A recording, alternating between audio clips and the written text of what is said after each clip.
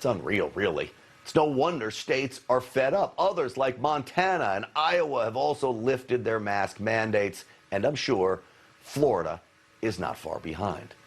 Well, joining me now from Florida, Republican Congressman Matt Gaetz. Congressman, great to have you on the show. Thanks for having me, Grant. Man, I've been trying to get you on for a long time. I'm glad you're here.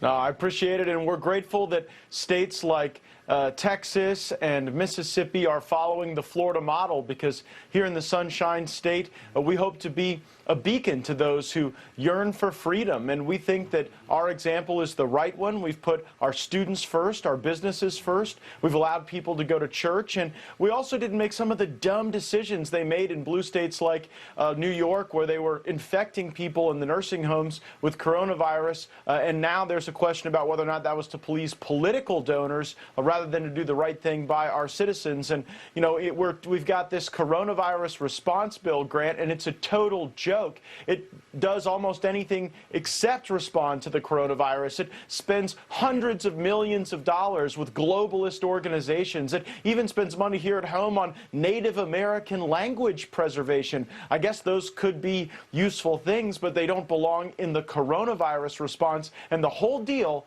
and you get it as a Texan, is they're trying to pass these bills so that they can subsidize the pathology of lockdowns. There is no subsidy that is better than freedom for our people. That's what we hope we're proving in Florida.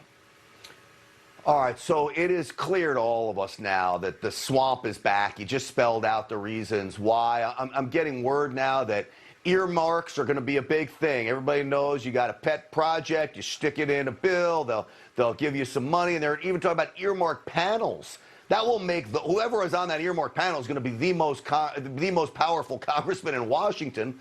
What do you make of this quest to go back to this stuff that was banned in 2011? Well, we already have before us now a supposed coronavirus bill that does more for lobbyists and special interests than it does to respond to coronavirus, and yet now they want to do even more for lobbyists and special interests with earmarks. Make no mistake about it, Grant, my friends in the Freedom Caucus are right. Earmarks are the currency of corruption in Washington, D.C. When they want to get your vote for something that might not be good for our people, well, if they give you an earmark, you might be willing to sell out America and our people for foreign interests abroad or special interests here at home. That's why I oppose earmarks. If something is worthy of consideration, it is worthy within, I think, the broader construct of our appropriations process, not as a one-off, as a political payback to people.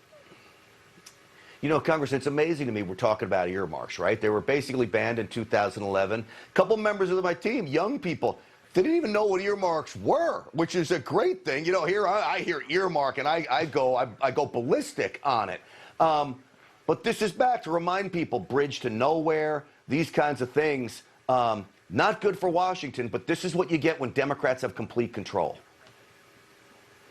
Totally right. I'm grateful that Senator Marco Rubio and others are working in the Senate to try to permanently ban earmarks. I think that would give a lot more credibility to the appropriations process. It would inject some integrity into a legislative system that too frequently doesn't respond to the needs of our fellow Americans, but responds to beltway needs, to people who are powerful inside the swamp of Washington, D.C. I think we need to keep draining that swamp. President Trump might not have gotten the water level all the way down quite yet, but we can see that there are monsters below, and I don't think that the answer is to throw in a bunch more alligators, and that's what the return of earmarks would do. No, that would not be a good idea by any means. Lastly, I'll let you leave it with this.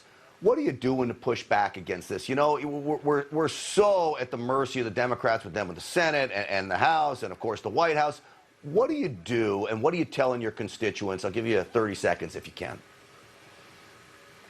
We have no power as Republicans in Washington, D.C., and so we have to win the argument outside of Washington. We have to go on programs like this. We have to get out in America and talk to people about their freedom, because the dominant political question today is open or closed, free people or occupied people, liberty or restraint. And I think that if we make our argument, and in many places as possible, we'll have a triumphant 2022 election cycle, and we'll begin to bring this country back and make it better than ever before.